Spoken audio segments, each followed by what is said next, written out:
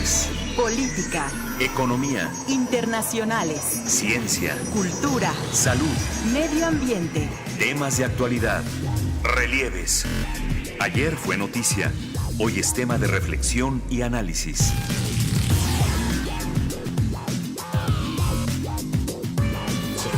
Relieves. Soy un hombre de leyes. Creo en el Estado constitucional de derecho. Anuncié que comparecería ante el Senado de la República a fin de expresar mis argumentos. Ha pasado una semana desde mi legal remoción y no existen los consensos necesarios para que pueda desarrollarse dicha comparecencia. Mientras tanto, las posiciones se polarizan y los días pasan. Mi planteamiento ha derivado en una rispidez política. Como manifesté en mi escrito inicial, la remoción dictada por el subprocurador jurídico de Asuntos Internacionales de la Procuraduría General de la República contenía al menos los siguientes vicios jurídicos: la falta de motivación respecto a las conductas desarrolladas, violación al debido proceso en razón de que no fui escuchado para expresar argumentos en mi defensa, falta de fundamentación y falta de competencia en razón de que dicho funcionario carece de competencia para remover a un fiscal en virtud de que la naturaleza jurídica de la Fiscalía cambió en el año 2014 a partir de la reforma constitucional. No violé ninguna ley. La remoción interrumpió mi mandato al frente de la Fiscalía.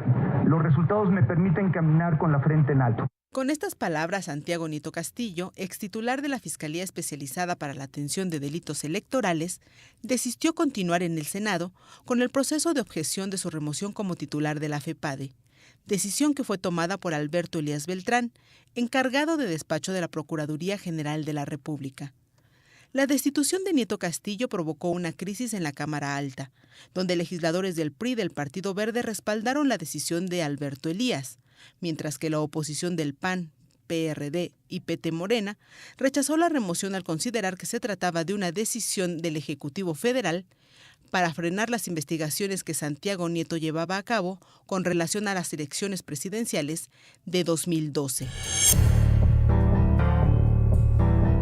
El caso Odebrecht que investigaba a Nieto Castillo incluía a Emilio Lozoya Austin, exdirector de Petróleos Mexicanos, quien presuntamente usó recursos millonarios de la empresa brasileña Odebrecht en la campaña presidencial del PRI en 2012 para favorecer a Enrique Peña Nieto.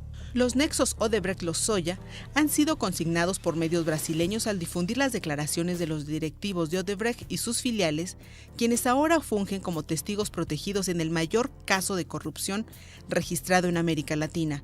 Al respecto habla Rocío Nale, coordinadora de los diputados de Morena. Hoy sabemos que desde el 2011 Marcelo Odebrecht hace contacto con Emilio Lozoya, quien era el jefe de Relaciones Internacionales de Peña Nieto, y que empieza a fluir dinero, y una cantidad de dinero justo antes de la campaña presidencial, 10.5 millones de pesos. Y sabemos cuentas, y sabemos números, y sabemos fechas.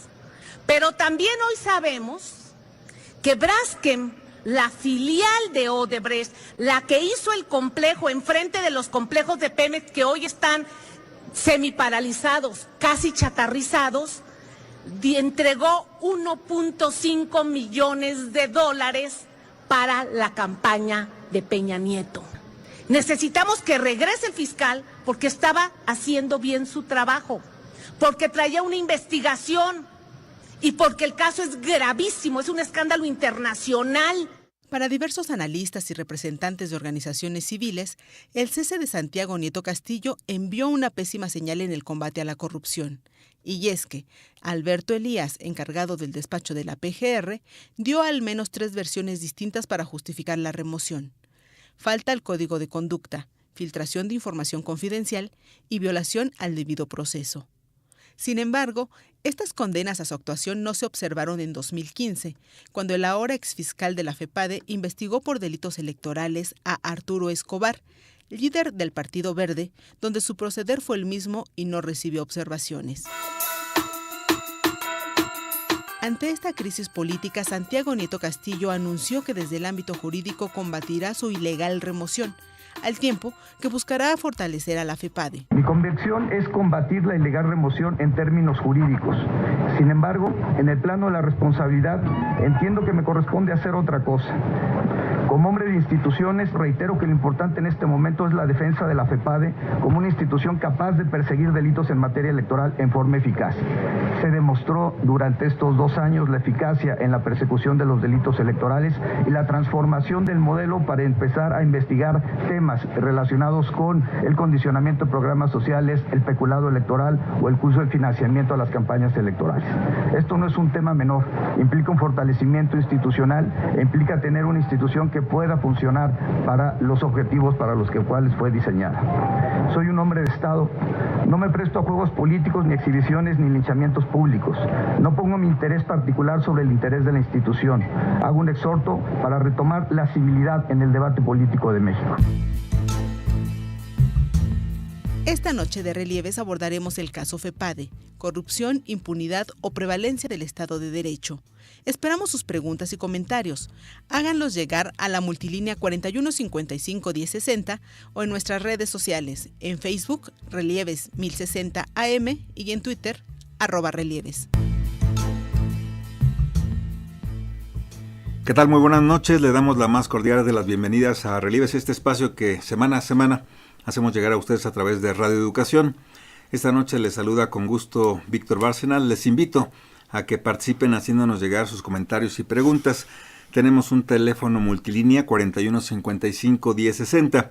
Si su llamado es del interior de la República Mexicana, puede marcarnos gratuitamente el teléfono 01800 080 1060, 01800 080 1060. También puede escucharnos vía internet a través de www.radioeducacion.edu.mx. En el Facebook tenemos abierto un perfil para recibir sus comentarios. Es el Relieves 1060 de AM. Y como escuchábamos en el reportaje de mi compañera Elizabeth Montes, que hizo introducción a nuestra emisión de esta noche, el tema que abordaremos es el escándalo por la crisis institucional que se vive en la PGR, particularmente con la remoción del fiscal especializado en delitos electorales, la llamada FEPADE, quien era Santiago Nieto Castillo, a menos de 9 meses de que se lleven a cabo las elecciones presidenciales del próximo año 2018, y también en medio del escándalo de corrupción de la empresa Odebrecht, que involucra nombres como el del exdirector de Petróleos Mexicanos, Emilio Lozoya, e incluso el nombre del actual presidente Enrique Peña Nieto. ¿Qué implicaciones tiene para la vida pública del país esta crisis institucional? De eso hablaremos estos 60 minutos aquí en Relieves, y para ello contamos con la presencia y doy la bienvenida en primer término a Edgar Cortés. Edgar Cortés es investigador del Instituto Mexicano de Derechos Humanos y Democracia. Edgar, bienvenido. Muy buenas noches. Gracias, buenas noches. También está con nosotros el doctor Ricardo Espinosa Toledo. Él es especialista académico del Departamento de Sociología de la Unidad Iztapalapa de la UAM, especialista en temas de gobierno y partidos políticos en el México actual, y también otro asunto que él aborda desde el ámbito académico es de gobierno y la relación que existe entre el Ejecutivo y el Legislativo. Doctor Ricardo, muy buenas noches, bienvenido. Buenas noches, Víctor, gracias por la invitación. Bienvenidos los dos a esta cabina, José Vasconcelos de Radio Educación. Pues es un hecho inédito, seguramente ustedes también lo consideran así, esto que estamos viviendo, la destitución de un fiscal especializado en delitos electorales que se atreve a ir a fondo en las indagaciones que podrían involucrar al propio presidente de la República con escándalos de sobornos vía Odebrecht y Pemex, ¿no? ¿Cómo lo observan ustedes, Edgar Cortés? Mira, yo creo que es cierto, creo que es un hecho bastante grave por varias razones. Una primera porque pues es una destitución del fiscal especializado en delitos electorales cuando el proceso electoral formalmente del 2018 ya arrancó. Dos, porque una de las investigaciones que sabemos que Santiago Nieto estaba siguiendo, pues es esta que ya se refirió, la del caso de corrupción de Odebrecht.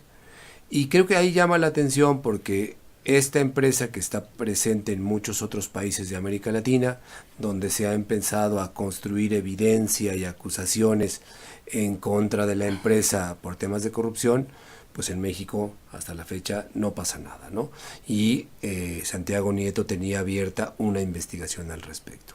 Y yo diría la tercera es porque vuelve a develar que en el fondo el problema de la institución en general, de la Procuraduría y en particular de esta Fiscalía Especializada, es la falta de autonomía.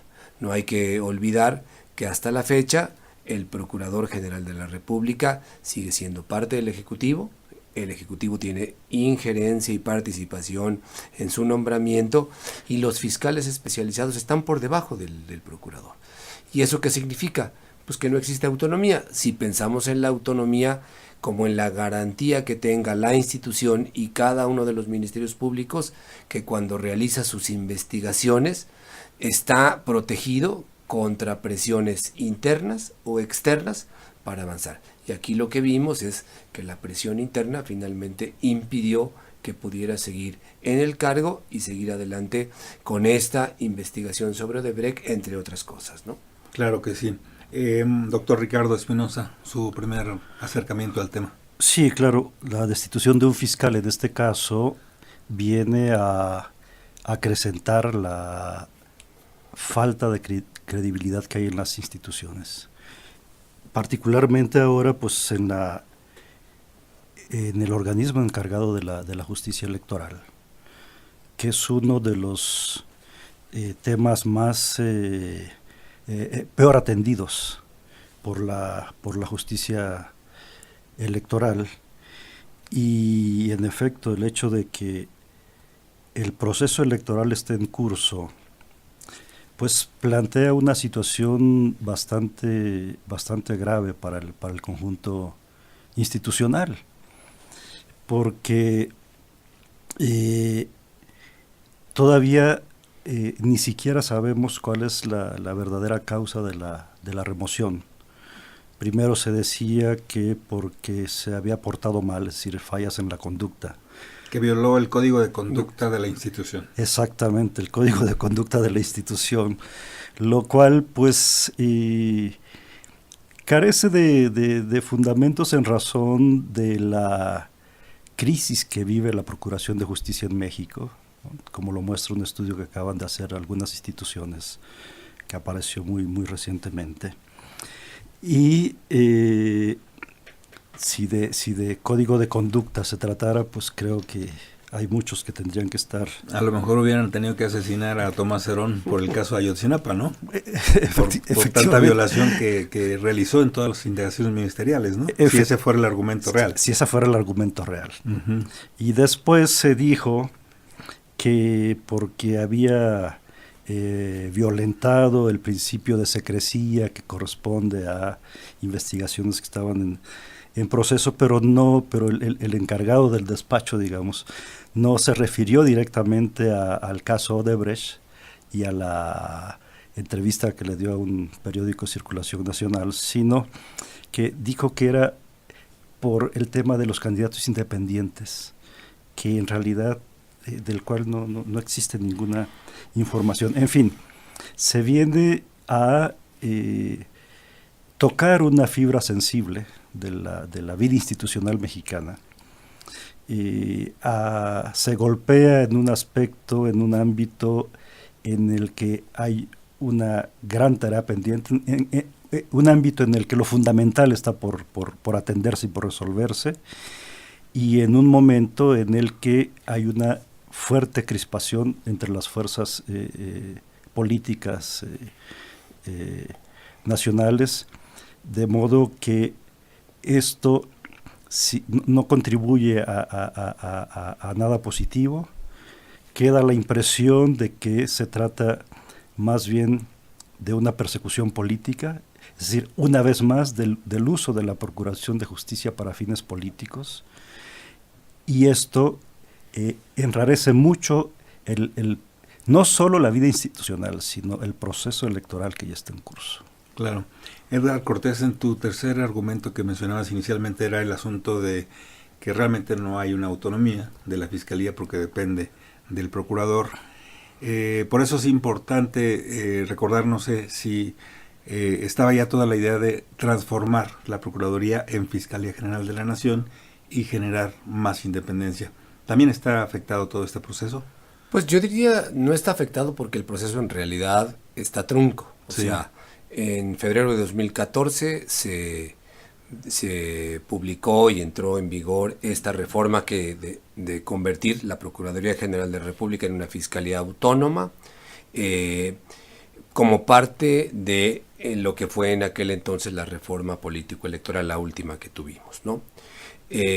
Pero allí se planteó esa reforma que entraría en vigor en el momento en que hubiera la ley orgánica que establece la organización de esa fiscalía, y entonces el Senado haría ya la declaración de transición.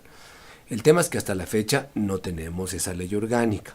Está entrampado también. Está entrampada, se aprobó, está a medio proceso, pero creo que el problema de fondo es que esa reforma del 2014 tiene varios problemas. Yo señalaría dos. O sea, creo que la parte positiva es ese establecimiento de que al pasar de PGR a Fiscalía, esta nueva Fiscalía será autónoma y saldrá del ámbito del Ejecutivo. Pero ¿dónde están los problemas? Una es que en esa reforma hay dos artículos transitorios que son, yo diríamos, como la parte envenenada. Una que dice que cuando se haga esa transición, la persona que esté como procurador en ese momento automáticamente se convierte en fiscal. Y la segunda parte es que dice que todos los recursos materiales y humanos de la Procuraduría en automático pasan a la Fiscalía.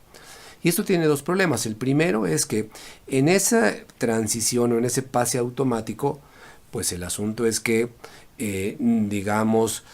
no tienes ningún proceso que te garantice elegir a la persona idónea, adecuada, para elegir autónoma y además con una idea muy clara de esta nueva institución que hay que construir, porque lo que tienes es un procurador que está electo para otra intencionalidad y para una vieja institución que vas a dejar atrás, y lo que quieres es una nueva institución. Ese creo que es un problema. Y el otro es que si quieres crear una nueva institución y te llevas en automático a la totalidad del personal, difícilmente vas a tener una nueva institución. Lo que vas a tener es una institución con otro nombre, pero con las mismas viejas prácticas. Y no es una exageración lo que digo. Varios estados, al amparo de esa reforma, ya hicieron esas transiciones, esos cambios de procuradurías estatales a fiscalías. ¿Qué cambió? El nombre y el color de la pintura. Es pero nada más. Puro y duro. Tú vas a esas instituciones y funcionan igualito, tienen las mismas dificultades, las mismas deficiencias. Entonces creo que el gran reto es cómo esta transición no se convierte en una simulación, sino realmente en la posibilidad de construir una institución radicalmente distinta y efectiva para investigar delitos que afectan a la sociedad. Claro que sí. Ahora hablemos de Santiago Nieto Castillo. ¿Qué tan eficaz e independiente, con todo este contexto de poca autonomía que en los hechos tenía en la PGR, había demostrado en su capacidad en estos 2 años que estuvo al frente de la FEPADE? Bueno, es un cargo complicado el de fiscal, porque la FEPADE históricamente ha tenido un desempeño fallido. Uno de los temas por el que se crea en el 94 como Fiscalía Especial, no especializada, pues era para buscar asegurar condiciones de equidad en la competencia, evitar el traslado de recursos públicos a las campañas y evitar en general que ingresaran recursos ilícitos, ¿no? Después se convierte en Fiscalía Especializada, es decir, de carácter permanente. Pero obtiene la permanencia, pero no la autonomía, mientras que el IFE se autonomiza, el Instituto Electoral, y el tribunal también se autonomiza, se crea como una institución. Entre comillas, ¿verdad? También. Entre comillas, sí, pero como ya con carácter jurisdiccional, claro, y dentro, desde luego, ya sectorizada en el Poder Judicial. La FEPADE es más amarrada, digamos, a los designios del Ejecutivo. Entonces, eso por un lado. Y por otro lado, los tipos penales establecidos para la FEPADE son muy difíciles de perseguir y de comprobar. Entonces, históricamente la FEPADE ha estado como una institución más de adorno que efectiva para combatir el delito electoral. Es decir, más de adorno que efectiva para garantizar la justicia electoral. Con el ahora exfiscal, probablemente lo que hubo fue una concesión para su nombramiento, tanto a PAN como a PRD, que tuvieron a bien colaborar con el presidente en el Pacto por México. Entonces... fue parte de la negociación del me apoyas en el Pacto por México y te apoyo nombrando un fiscal más autónomo. Más proclive a tus intereses. Exactamente. No más autónomo, sino te va a ayudar ahora a ti. Te va a ayudar ahora a ti, al tiempo que PAN y PRD apoyaban la llegada de Cervantes a la Procuraduría General de la República, con el compromiso... Además de dejarlo 9 años, ¿no? De convertirlo en el fiscal, en el primer fiscal general de la República. Entonces, el perfil de Nieto, pues no es el de alguien que ha salido de las filas del revolucionario institucional o de los favoritos del presidente, sino que trae una formación pues distinta, ¿no? La academia, sus quizás simpatías por alguna parte de la izquierda mexicana, pero en todo caso autónomo frente al gobierno, ¿no? Uh-huh. Y entonces, pues eso le daba, digamos, un margen de acción en el sentido de que pues no tenía compromisos creados por ese lado. No tenía línea desde Los Pinos, pero tal vez sí desde la oposición. Pues no precisamente línea, pero digamos una postura menos amarrada a los intereses del gobierno en turno federal. Uh-huh. Pero ni aún así esta fiscalía tuvo una acción más activa, más proactiva y más efectiva en las elecciones del Estado de México, por ejemplo, ¿no?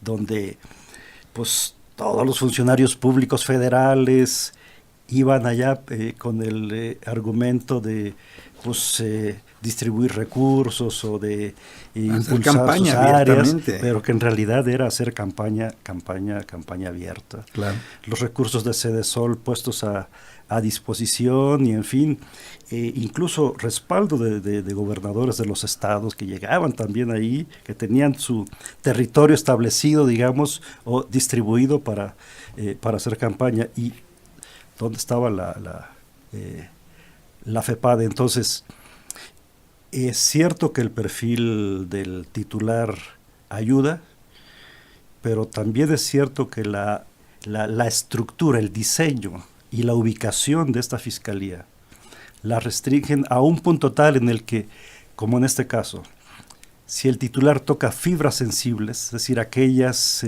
intocables porque descubriría las relaciones que hay entre candidatos o gobernantes y empresas privadas, como se habla se dice de Odebrecht, y que tienen que ver seguramente o probablemente con la elección presidencial de 2012 y con el triunfo del presidente actual.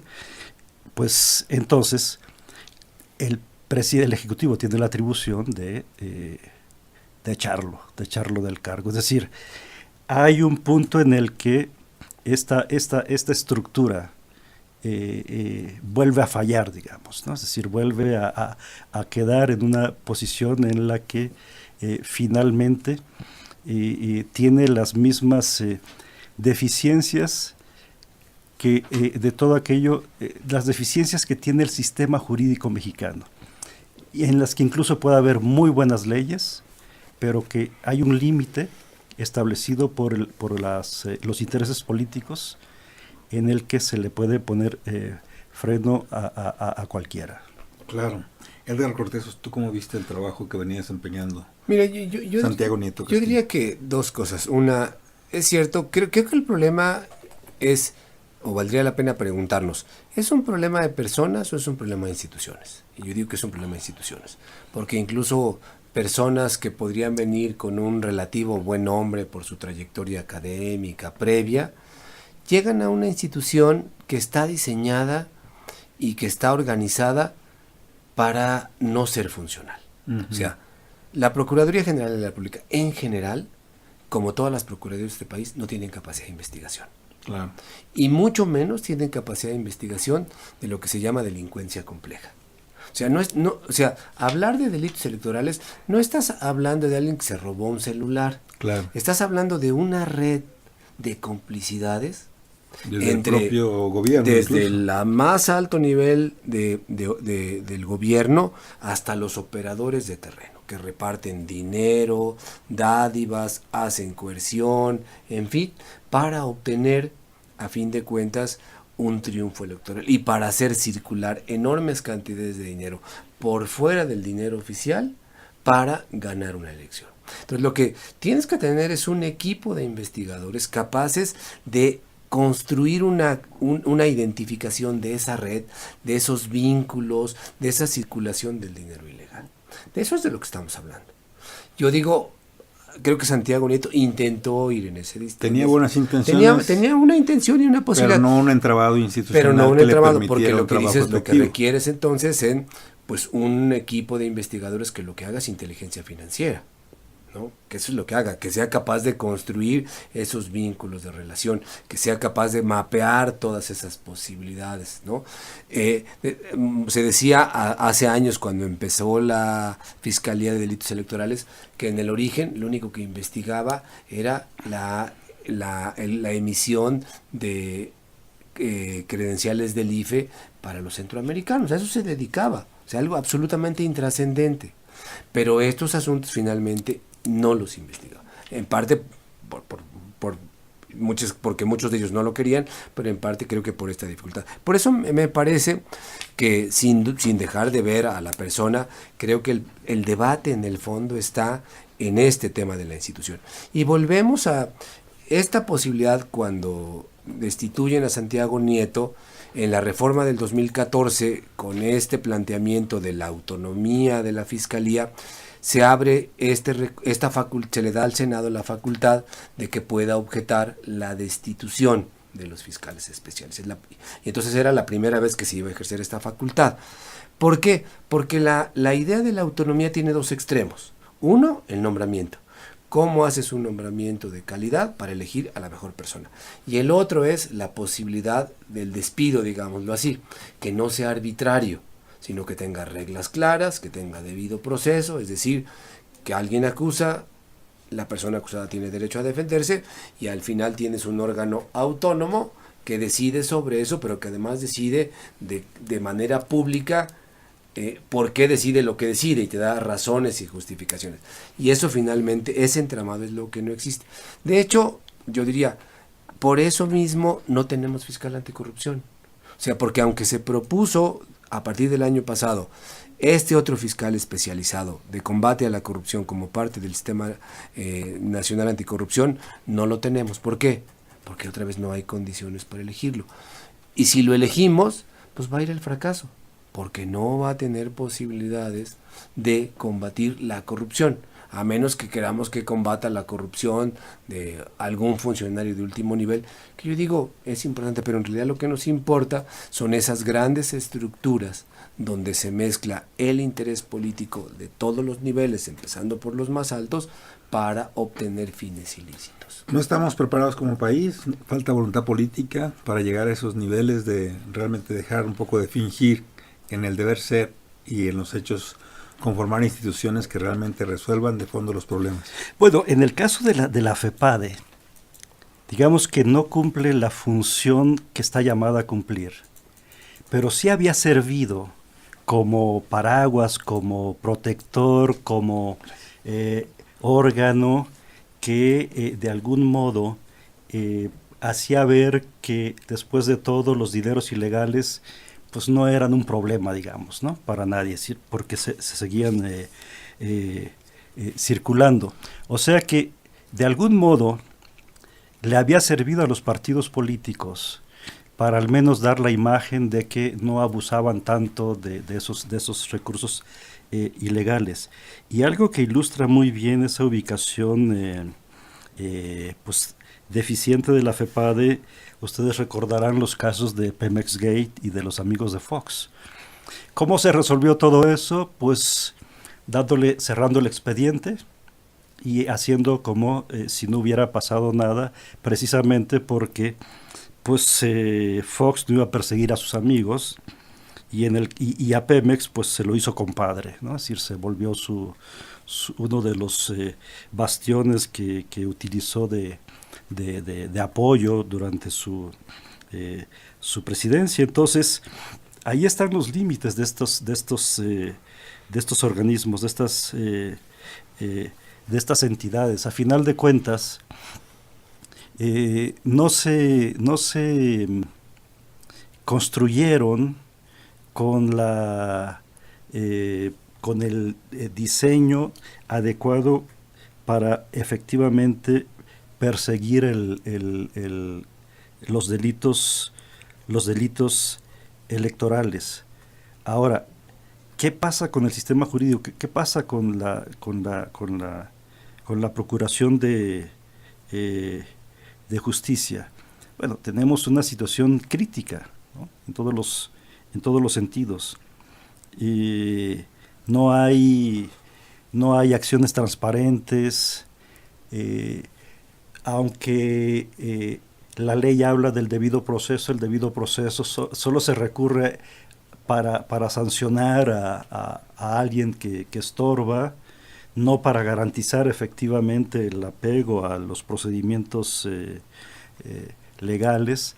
Es decir, tenemos aquí un problema que afecta a la Fiscalía en particular, pero que atraviesa a todo el entramado jurídico en general, y las diversas encuestas muestran el alto porcentaje de ciudadanos que dicen haberse enfrentado a sobornos o actos de corrupción en relación solo con la ventanilla, con funcionarios públicos, de manera que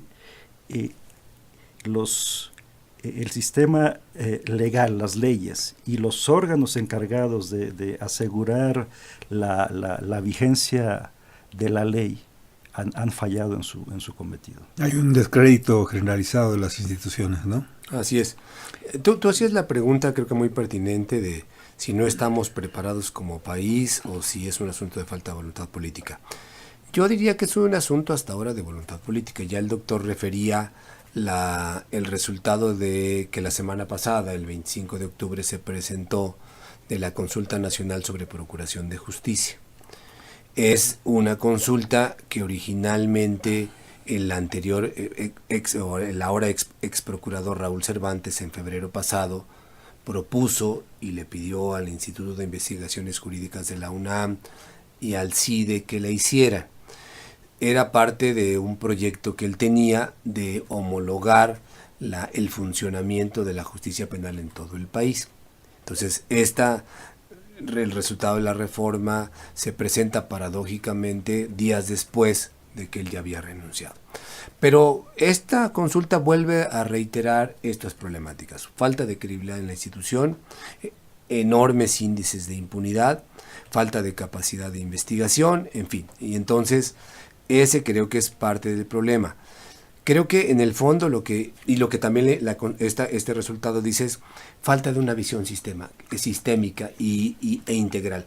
Lo que hemos ido tomando son decisiones parciales, siempre tratando de atender alguna problemática en particular, pero sin tener una visión de conjunto. Y entonces lo que vamos generando son malas decisiones parciales, a veces incluso yuxtapuestas, y al final no tenemos el resultado que necesitamos. El punto es que hoy la crisis de derechos humanos, de impunidad y de corrupción exigen una respuesta efectiva para generar un proceso de construcción de un sistema de justicia que realmente sea efectivo. Entonces, la necesidad ahí está. La ruta más o menos está diseñada. El tema es que ahora, en particular, el legislativo, yo diría sobre todo el Senado, empiece a dar los pasos necesarios. Digamos que no tenemos ahora la voluntad política y una visión de estadistas de los legisladores como para dar ese paso más trascendental. Yo creo que en parte es eso, o sea, creo que lo que seguimos viendo es, y creo que lo que vimos... privan mucho los intereses digamos como lo que ha pasado, lo que pasó después de la renuncia o de la destitución de Santiago Nieto en el Senado, me parece que es una muestra. O sea, lo que se volvió fue una disputa política, que por un lado el PRI y por el otro el Frente Ciudadano por México y Morena, cada uno quería ganar en función de apuntalar y de avanzar su propia postura rumbo al 2018. Y al final esa posibilidad de que jugaran el papel de una institución que dirime un diferendo y que nos da claridad de qué fue lo que pasó y quién tiene la razón, no sucedió. Y entonces lo que terminamos, yo diría, teniendo es una institución, la PGR y la FEADLE en particular, cuestionada, con menos credibilidad y con una distancia mayor entre lo que se requiere en el proceso electoral del 2018 y lo que hoy la institución puede ofrecer, ¿no? Claro que sí. Recordamos que esta noche estamos analizando el caso de la destitución de Santiago Nieto Castillo al frente de la Fiscalía Especializada en Delitos Electorales, y también vía telefónica ya tenemos contacto con la maestra Ana Lorena Delgadillo. Ella es directora de la Fundación para la Justicia e integrante del colectivo #Fiscal que Sirva.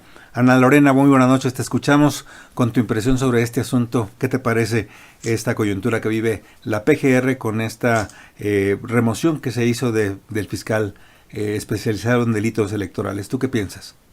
Hola, Víctor, buenas noches y gracias por la invitación. Pues mira, estamos en un escenario bastante catastrófico para el país, ¿no? En términos de Estado de Derecho. No es solamente que no tengamos fiscal para delitos electorales, sino que tampoco tenemos procurador, no tenemos fiscal anticorrupción y está trabada una de las principales discusiones para el país, que es la reforma integral para la nueva fiscalía, para la Fiscalía Autónoma, en términos de la reforma del artículo 102, ¿no? Entonces, este es un elemento más que se suma a esta crisis que tenemos institucional en la PGR, donde además una de las cosas que hemos destacado mucho desde el colectivo Fiscalía que Sirva es sobre la importancia de la autonomía de estas instituciones que son encargadas de procurar justicia. Nos parece que el cese que se da de Santiago Nieto es una muestra muy clara de que necesitamos instituciones de procuración de justicia que no sean manejadas políticamente, sino que funcionen realmente y de manera objetiva para aplicar la ley a todo quien la viole, ¿no? Hemos visto constantemente en el país que desafortunadamente las investigaciones que implican graves casos de corrupción o casos de graves violaciones a derechos humanos son siempre las que se quedan trabadas, son las que no dan una respuesta. Y como muestra de ello, pues es que tenemos en el país una tremenda desconfianza a nivel institucional. En estos momentos la gente no confía en la PGR, pero tampoco confía en ninguna de las procuradurías de justicia, ¿no? O sea, vemos, por ejemplo, las estadísticas que ha sacado el INVIPE 2017, ¿no? Donde lo que nos dicen es que el 93.6 de los delitos no se denuncian, y no se denuncian precisamente porque no hay una credibilidad en la institución.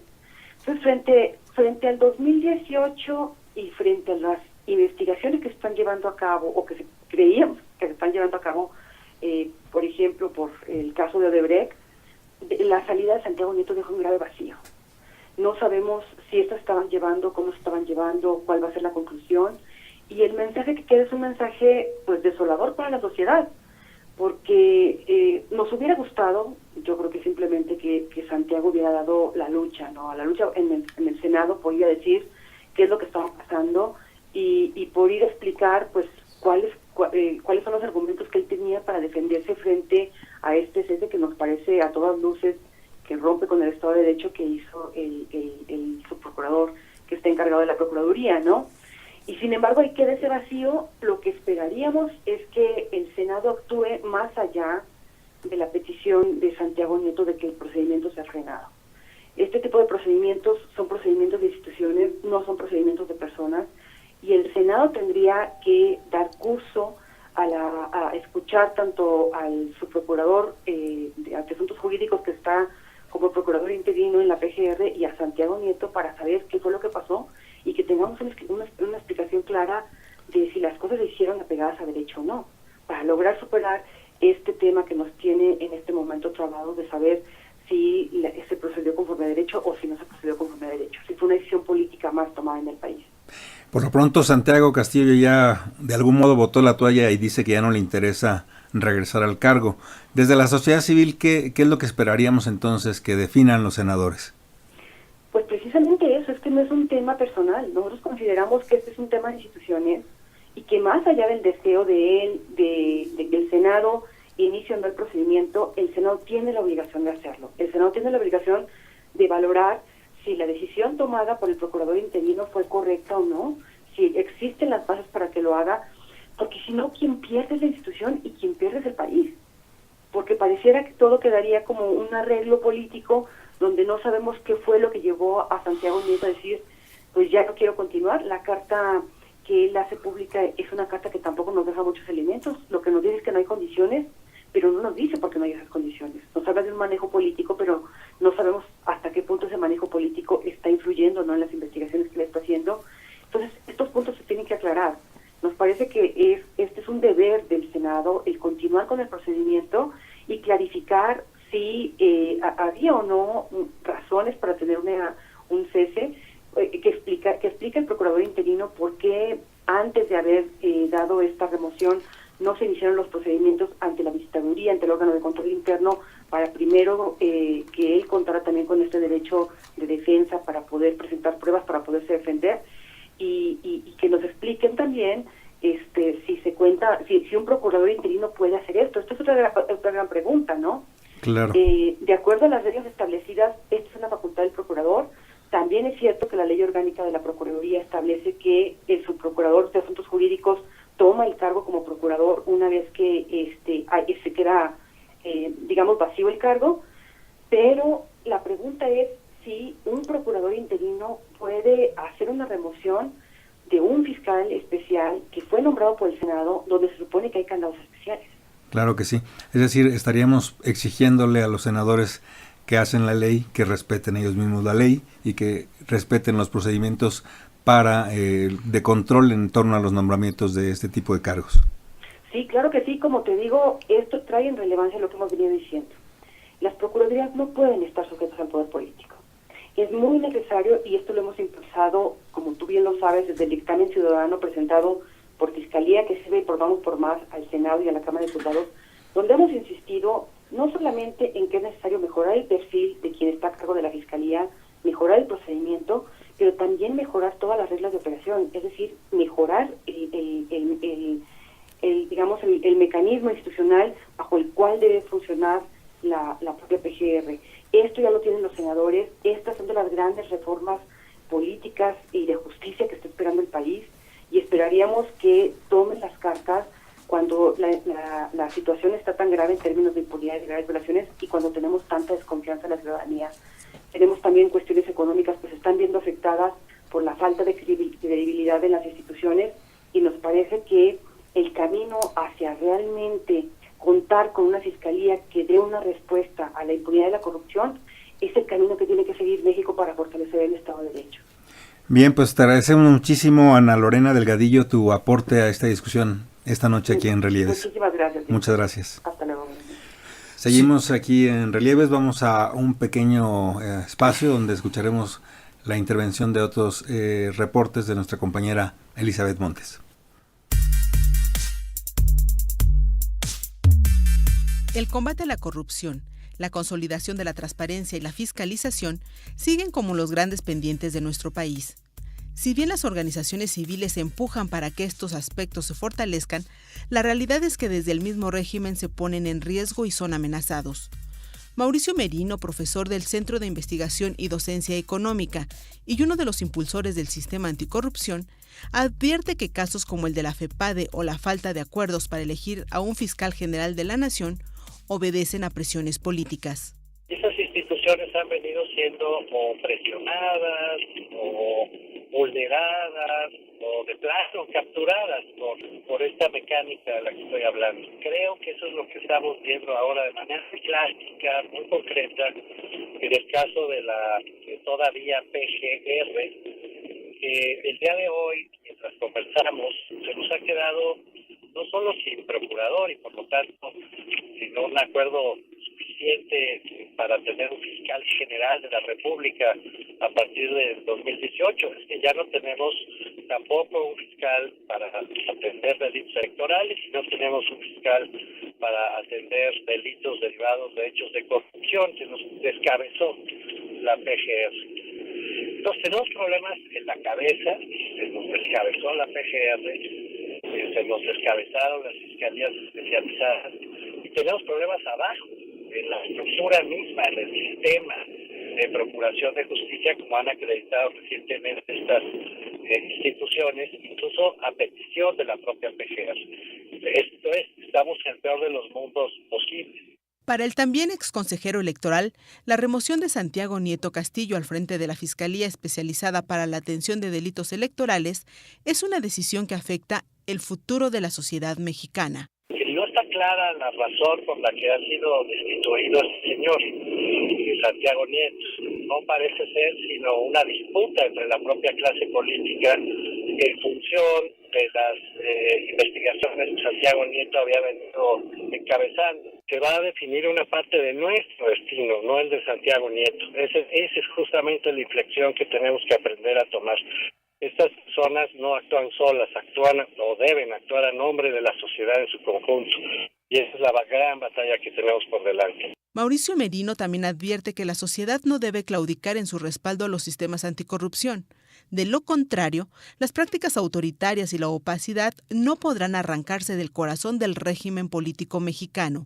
Como sociedad, la respuesta es que tenemos que dejar de lado la idea absurda que se ha venido imponiendo, a veces deliberadamente, a veces simplemente por hartazgo, según la cual la sociedad está muy lejos de la política y está muy lejos de las instituciones políticas. Ese es un gravísimo error que como sociedad hemos venido cometiendo una y otra vez, porque les dejamos el terreno libre a estas personas que están en la élite de la clase política, que siguen pensando, como decía yo al principio de esta conversación, en clave de aparato, de redes de lealtad, de redes de interés y de grupos políticos que aspiran a conservar e incluso a ensanchar el poder mucho más.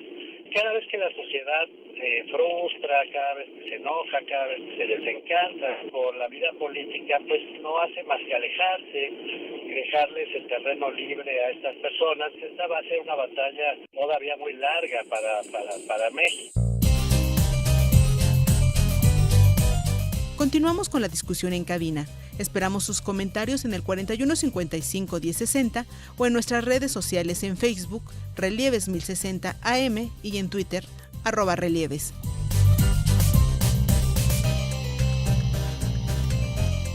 ...4155-1060, teléfono aquí en cabina. Tenemos ya algunas llamadas. De Benito Juárez nos llama Ricardo Merlo. Dice que esto de la FEPADE es un asunto donde hay mucha corrupción, como en todo el gobierno. Está protegiendo a altos funcionarios y al exdirector de Pemex, Emilio Lozoya. Desgraciadamente no se hará nada. El pueblo está muy fregado para poner orden. Los legisladores deben de imponer pena de muerte a los corruptos. Jesús Juárez de Venustiano Carranza nos comenta también: de manera tradicional los regímenes anteriores tenían instituido el último año del sexenio como el año de Hidalgo.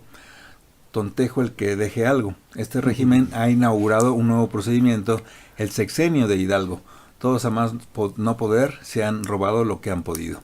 José Luis Moreno Carrillo de Tlalpan dice: ¿hasta dónde nos van a arrastrar a los mexicanos con sus mentiras? Es inconcebible el seguir soportando las políticas del PRI. ¿Por qué no cayó con el terremoto? La destitución de Nieto Castillo es un mensaje de una dictadura autoritaria de Enrique Peña Nieto. Humberto Díaz de Tlaxcala dice: ojalá la sociedad civil se manifieste exigiendo la autonomía auténtica de la FEPADE y de nuestro corrupto y tramposo presidente. Esto es un indicativo de que Enrique Peña Nieto calmó esta situación, pues es el primero en ser exhibido en este escándalo.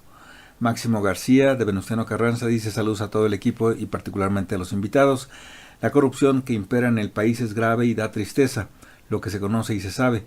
Todos los gobernadores de la República son priistas y panistas y hacen competencia a ver quién roba más. Unos huyen, otros se amparan y las autoridades les dan carpetazo a los asuntos. Peña Nieto llegó a la presidencia por medio del fraude y la corrupción. Tenemos más llamadas por aquí estamos, de Jesús Juárez, de Venustiano Carranza. Dice que da pena que los entrevistados mencionen al Estado de Derecho, una entelequia inexistente en este país desde hace muchos años. Qué ausencia de imaginación de la entrevistada vía telefónica para aceptar la renuncia del exfiscal a volver al cargo. Es parte de lo que comentan los radioescuchas. ¿Algún aporte? Sí, yo creo que doctor Ricardo Espinosa. Aquí, digamos, el hecho de que exista este Frente Ciudadano abre una posibilidad que no existía antes. Es decir, ¿pero es ciudadano? Es el que se llama Frente Ciudadano. Ajá. ¿En qué sentido? ¿Por México o ese es? Es el Frente Ciudadano por México. Pero es PRD, PAN y Movimiento Ciudadano. Movimiento Ciudadano. Eso no es ciudadano. Y ese movimiento, ¿no? Sí. Bueno, lo que ocurre es que después de la firma del Pacto por México, PAN y PRD se volvieron los acólitos del PRI y del gobierno. Se iban a repartir el botín, pero a la mera hora como que se pusieron con muchos desacuerdos. Muchos desacuerdos, pero en el fondo estaban de acuerdo, y ese acuerdo les llegó hasta la elección del Estado de México, en el que ahí incluso el PAN fue por su lado, el PRD fue por su lado. Revivieron aquel viejo pacto secreto que se firmó cuando todavía era gobernador del Estado de México Enrique Peña Nieto, un pacto, y el presidente de la República era Felipe Calderón, un pacto en el que se le prohibía a PAN y a PRD aliarse en el proceso electoral del Estado de México.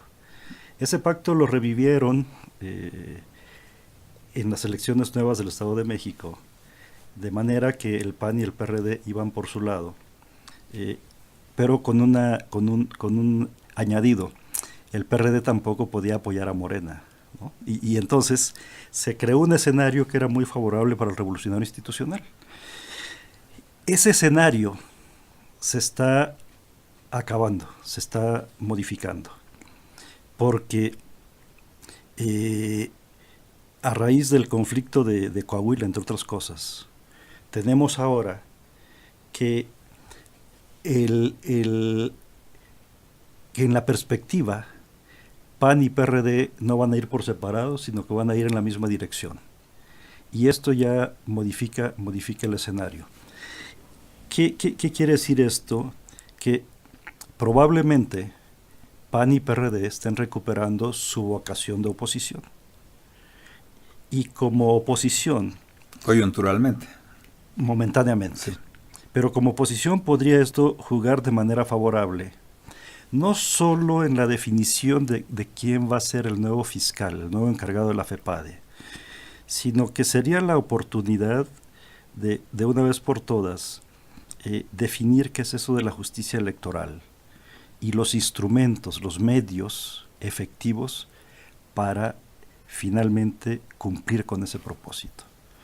Es decir, la justicia electoral, como la justicia en general, pero en particular la justicia electoral, sigue siendo una asignatura pendiente. Decía un radioescucha, una entelequia. La FEPADE ha sido una entelequia, efectivamente, porque por lo menos las elecciones del Estado de México, para no hablar de las anteriores, muestran que el dinero público, el dinero legal, es solo una mínima parte de lo que se gasta en las elecciones. Y ese dinero ilegal no es perseguido, no es investigado, no es sancionado. Entonces, aquí hay un tema pendiente que solo las oposiciones, si actúan como auténticas oposiciones, podrían contribuir a definir, y podría ser la coyuntura favorable. Claro que sí, maestro Edgar Cortés, su opinión. Mira, yo creo que hay dos cosas. Una necesidad digamos, de corto plazo y de coyuntura, que sería el acuerdo que tienen que encontrar las fuerzas políticas en el Senado para ponerse como estadistas. Nombrar a un fiscal de especializado en delitos electorales, yo diría el menos malo.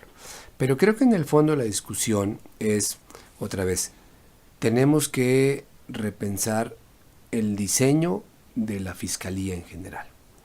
Y eso va a tener consecuencias en la Fiscalía de Delitos Electorales y en la de combate a la corrupción.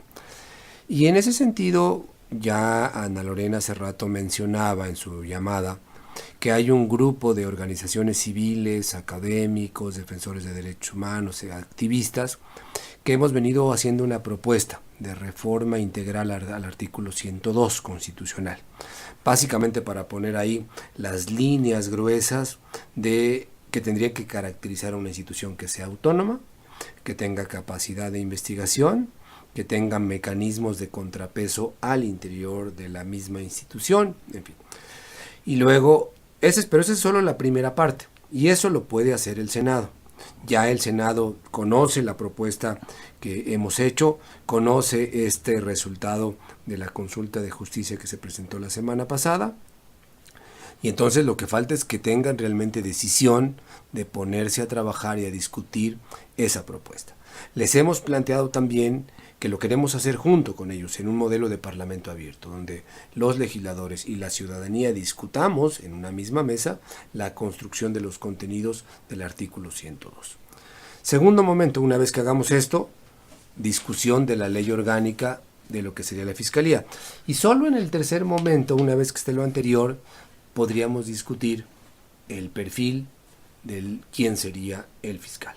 Pero esto podría ser meses. Podría ser incluso después de las elecciones. Podría ser incluso después de las elecciones, pero a ver, yo creo que hay que ser muy claros.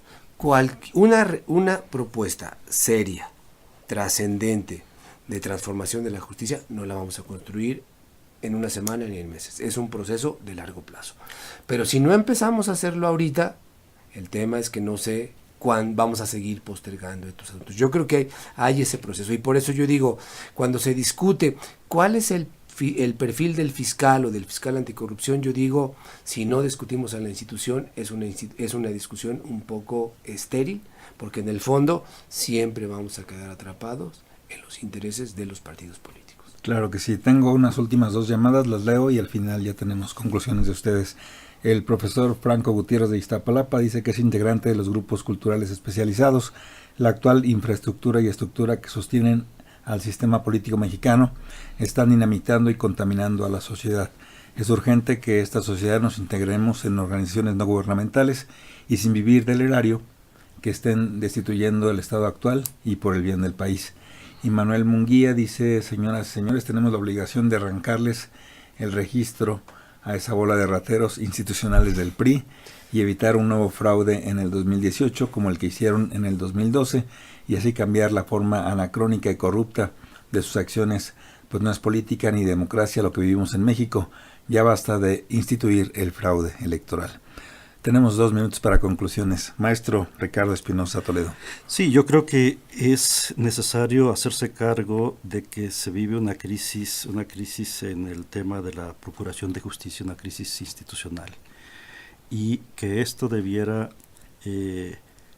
mover a los legisladores y al gobierno, porque esta situación afecta la convivencia, afecta las bases de la convivencia, y cada vez a los problemas anteriores se agregan nuevos. Es decir, no se resuelven los anteriores y afrontamos nuevos que siguen debilitando la credibilidad en instituciones que son centrales para no solo para la vida civil, sino para el proceso político en este caso, que es algo relevante. Y aquí, por otro lado, pues sí, la participación de las organizaciones de la sociedad civil es fundamental. La presión social es la que puede incidir de manera muy efectiva en la modificación de los usos y los abusos de los encargados del funcionamiento de las instituciones. Pero lo que no podemos permitir es continuar navegando en esta crisis, porque afecta a todos, no solo a las instituciones, sino a la vida cotidiana de las personas también. Gracias, maestro Edgar Cortés. Pues bueno, yo en principio invitaría a quienes nos escuchan a que puedan visitar el sitio de internet fiscaliaquesirva.org. Ahí está la propuesta, ahí está... Con cualquier buscador en cualquier internet. buscador lo pueden encontrar.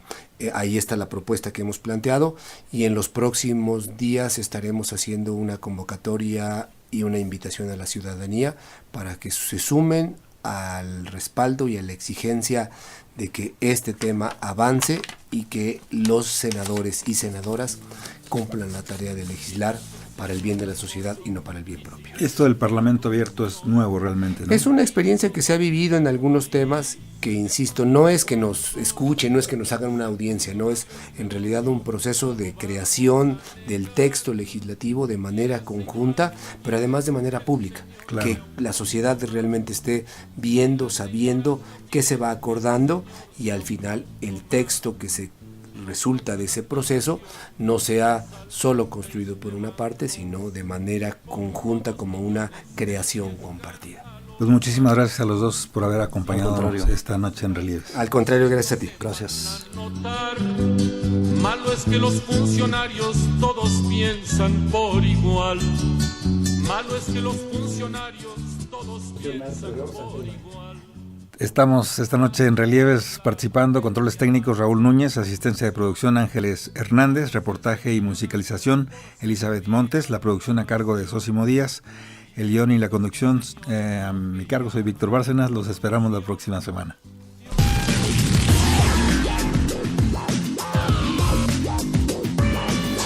Relieves.